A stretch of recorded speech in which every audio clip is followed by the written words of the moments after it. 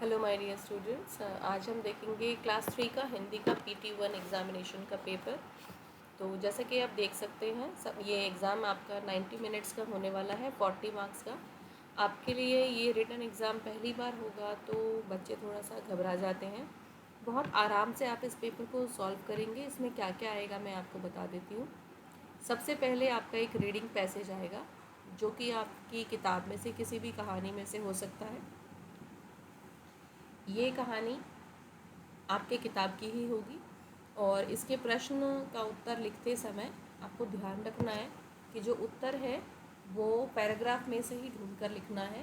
कोई भी उत्तर आप अपने आप नहीं लिखेंगे, इसलिए ज़रूरी है कि इस पैराग्राफ को खूब अच्छे से पढ़ें, रीडिंग की प्रैक्टिस करें।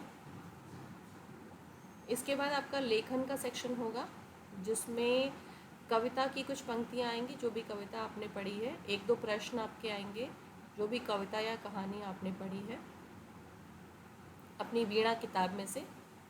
इसके बाद व्याकरण होगा 10 नंबर का, जिसमें इस तरह के प्रश्न आएंगे। तो आइए इसे करके दिखाती हूँ मैं। अंताक्षरी का अगला क्रम जोड़ो। काला आखिरी शब्द है ल, तो ल से बनाया लाल। फिर आखिरी शब्द है ल, तो ल से आप क्या बना सकते हैं? लंबा।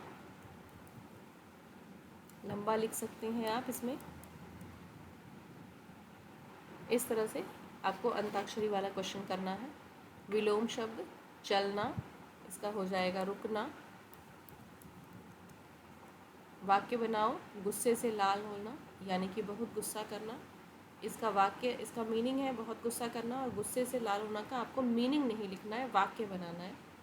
यानी कि मीना गुस्से से लाल हो गई।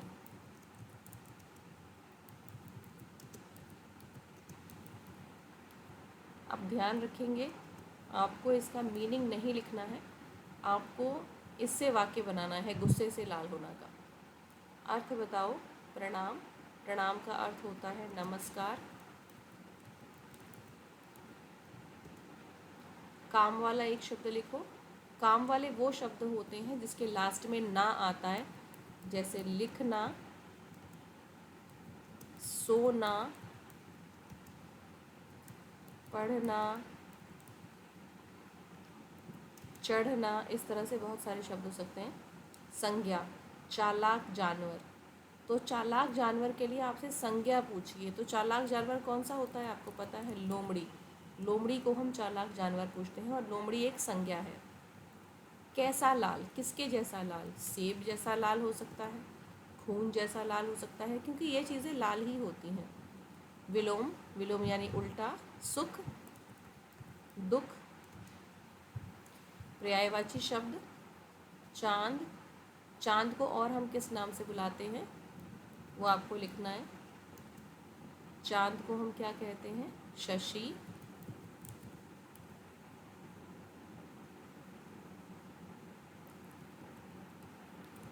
शशि।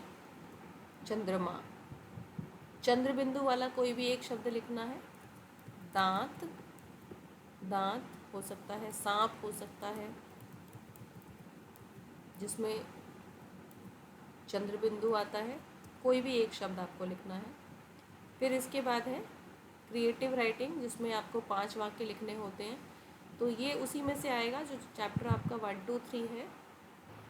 इनमें से किसी टॉपिक पर आपको लिखने के लिए आ सकता है आम का पेड़, मेरा पसंदीदा फल, चींटी या बया।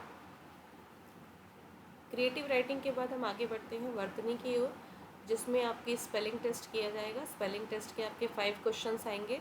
जो चैप्टर के पीछे आपने क्वेश्चन आंसर्स पढ़े हैं ग्रामर के, उन्हीं में से होंगे। जैसे आइए करके दिखाते हैं। समझो और लिखो। मन, मना, मनाऊं। जम, जम से बन जाएगा जमा, और जमाऊं।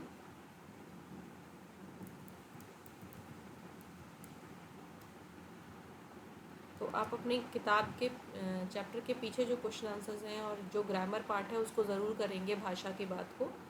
समान तुक वाला शब्द कोई, रोई, और हो सकता है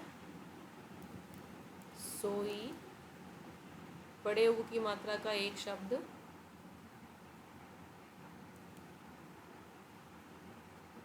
खून, इसमें बड़े ऊ की मात्रा है। खूब, इसमें भी बड़े ऊ की मात्रा है। पर्यायवाची शब्द लिखना है आपको हवा के लिए। हवा को हम पवन कहते हैं, वायु कहते हैं। ज से शुरू होने वाला एक गुलाबी शहर, जयपुर।